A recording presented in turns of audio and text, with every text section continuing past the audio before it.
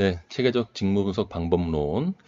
자, 오늘은 관리자들이, 회사에서 중간 관리자들이 이 직무 기술서를 활용해서 부하 직원들의 성과를 관리하는, 업무를 관리하는 방법에 대해서 소개를 해드리도록 하겠습니다. 지난 시간에 제가 각각의 직무 수행자들이 자기에게 해당되는 직무 기술서를 가지고 자기의 업무를 관리하는, 자기의 성과를 관리하는 방법에 대해서 소개를 해드렸는데, 오늘은 이 관리자분들이 어떻게 부하 직원들을 관리할 것이냐, 이 직무 기술서를 활용해서에 대한 내용을 소개를 해드리도록 하겠습니다. 자, 마찬가지로 직무 기술서에는 이런 내용들이 정리가 되어 있어야 되겠죠. 자, 미션과 핵심 성과 목표, CSF, KPI, 행동지표, 직무 역량, 직무 자격, 수행 업무, 수행 과업, 이런 것들이 직무 기술서에 정리가 되어 있어야만 합니다.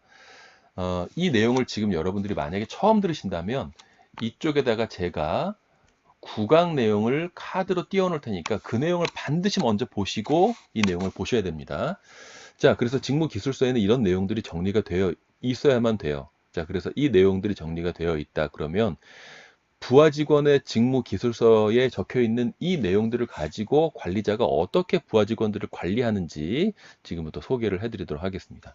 자, 부하 직원의 직무 기술서에 미션이라고 하는 것이 정리가 되어 있단 말입니다. 그러면 관리자는 이 미션을 보고 부하 직원들을 지도해야 돼요.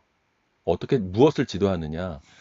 네가 담당하고 있는 업무가 우리 회사에서 어떤 의미를 가지고 있는지, 이 미션이라고 하는 게 이 직무가 우리 회사에서 꼭 있어야만 하는 이유가 이 미션이잖아요. 그러니까 이 직무 기술서에 적혀 있는 내용을 보고 부하 직원들이 담당하고 있는 그 업무가 우리 회사에서 어떤 중요성을 가지고 있는지, 어떤 의미를 가지고 있는지 알려주고, 각각의 부하 직원들의 업무를 분장할 때 그 미션에 맞는 업무를 분장을 해줘야 되겠죠. 자, 팀에서 어떤 일을 팀원들한테 맡겨야 될 것 같아요. 그러면 그냥 다짜고짜 일 잘하는 직원한테 무조건 맡기는 게 아니라 부하 직원들의 직무 기술서를 보는 거예요. 그래서 그 미션에 가장 부합한, 그러니까 이 주려고 하는 이 과업이 가장 이 미션에 부합하는 직무 담당자에게 그 업무를 주는 거죠. 이 미션이라고 하는 것이 여러 가지 용도로 활용이 되는데 업무 분장의 용도로 활용이 된다라고 하는 것을 지난번에 말씀을 드렸잖아요. 자, 이것도 못 보신 분들은 다시 제가 여기다가 띄워 놓을 테니까 반드시 보시기 바랍니다. 자, 이 미션이라고 하는 것은 부하 직원들의 업무 분장을 하는 기준이 된단 말이에요. 그래서 팀장들이, 관리자들이 어떤 일들을 부하 직원에게 맡길 때 이걸 누구에게 맡겨야지? 그러면 직무 기술서를 봅니다. 그럼 거기에 미션이 적혀 있잖아요. 내가 지금 주려고 하는 그 일이 그 미션에 가장 부합하는 직무 담당자에게 일을 맡기는 거예요. 자, 이렇게 업무 분장을 할 때는 직무 기술서를 보고 그 미션에 부합하는 직무 담당자에게 그 일을 맡겨라. 자, 그리고 핵심 성과 목표가 직무 기술서에 기록이 되어 있지 않습니까? 자, 그래서 관리자들이 부하 직원들에게 분명한 목표를 제시를 해줘야 되는데 어떤 목표를 제시를 하고 요구를 하느냐? 부하 직원들의 직무 기술서에 적혀 있는 핵심 성과 목표를 보면서 그 부하 직원이 어떤 성과를 만들어내야 되는지를 명확하게 요구를 할 수가 있습니다. 직무 기술서가 있지 않으면 관리자분들 가운데에서도 부하 직원들에게 적절한 목표를 제시하기 어려운 분들도 많아요. 왜? 부하 직원들의 업무를 잘 모르니까. 그럴 때 직무 기술서를 참고를 하는 겁니다. 직무 기술서에 이 직무 담당자들은 어떤 성과를 만들어내는 것이 중요하다라고 하는 것이 기록이 되어 있기 때문에 수시로 부하 직원들이 어떤 성과를 만들어내는데 집중해야 되는지를 명확하게 요구를 할 수 있다. 이 직무 기술서를 참고해서. 그리고 직무 기술서에 적혀 있는 CSF를 보면서 부하 직원들의 업무를 관리할 때 무엇에 집중해야 되는지, 어떤 업무를 중점적으로 관리해야 되는지를 찾을 수가 있어요.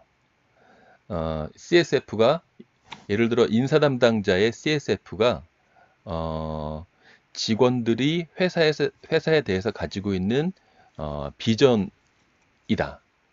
그러니까 인사 담당자가 직원들이 회사에 대해서 비전을 가지고 일할 수 있도록 만들어줘야 된다. 이것이 CSF다라고 정리가 되어 있으면 관리자가 인사 담당자를 관리하는 인사부서의 관리자, 경영관리팀의 관리자가 인사 담당자의 업무를 관리할 때 이 인사 담당자가 회사의 직원들이 비전을 가지고 일할 수 있도록 어떤 업무들을 하고 있는지 여기에 대해서 중점적으로 관리를 해줘야 된다는 거예요.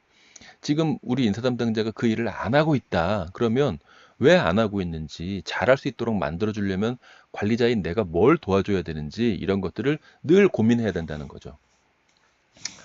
자, 그리고 KPI를 통해서 부하 직원들의 업무 성과를 구체적으로 평가하고 관리를 할 수가 있겠죠. 당연히 이건 수치화된 목표이기 때문에, 지표이기 때문에 부하 직원들의 업무 성과를 이 수치화된 KPI를 통해서 구체적이고 객관적으로 평가하고 관리할 수가 있겠죠. 자, 그리고 이 행동지표, 직무기술서에 적혀 있는 행동지표를 보면서 부하 직원들이 일을 제대로 하고 있는지 안 하고 있는지를 평상시에 관찰하면서 구체적으로 관리하고 코칭을 할 수가 있습니다. 여러분들이 지금 이 구강 내용을 모르시면은 이 내용이 이해가 안 되실 거예요. 그래서 반드시 구강 내용을 들으시고 구강 내용을 들으시면 이 내용이 무슨 얘기인지를 정확하게 아실 수가 있습니다. 자, 그리고 직무 역량, 직무 기술서에 적혀 있는 이 직무 역량을 보면서 부하 직원들이 어떤 점이 부족한지, 어떤 역량이 부족한지, 그리고 어떤 교육을 시켜야 될지를 직무 기술서에 적혀 있는 직무 역량을 보면서 판단을 할 수가 있겠죠. 그리고 직원들을 뽑거나 인사 발령을 시킬 때 직무 기술서에 적혀 있는 직무 자격을 보면서 최대한 이런 자격 요건을 갖춘 사람으로 이 직무 담당자를 뽑아야 되겠다, 배치해야 되겠다라고 하는 판단을 할 수가 있습니다.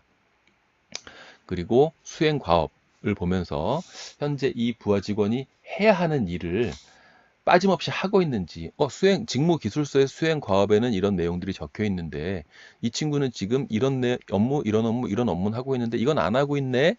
이걸 왜 안 하고 있지? 이런 것들을 이제 파악하고 판단할 수가 있게 되는 거죠. 그래서 이 직무 기술서가 있으면 관리자가 부하 직원들의 업무를 세세히 모른다고 하더라도 관리를 할 수가 있습니다.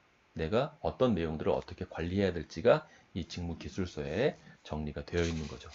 다시 한번 말씀드리지만 여러분들이 지금 이 내용이 이해가 안 가신다. 그러면 구강 내용을 듣고 다시 한번 들으시잖아요. 그러면 정확하게 이해하실 수가 있습니다. 이거 관리자분들에게 굉장히 중요한 내용이니까 반드시 구강을 먼저 학습을 하시고 물론 여력이 되신다면 1강부터 쭉 들으신 다음에 이 내용을 들으시면 훨씬 더 도움이 되시겠지만 시간 관계상 좀 어렵다. 그러면 9강만큼이라도 좀 듣고 다시 한번 이 내용을 들어주시기를 바라겠습니다. 자, 궁금한 점 있으신 분들은 이쪽 메일 주소로 문의를 해주시고요. 좋아요와 구독 꼭 부탁드리도록 하겠습니다. 자, 그러면 다음 시간에 뵐게요. 감사합니다.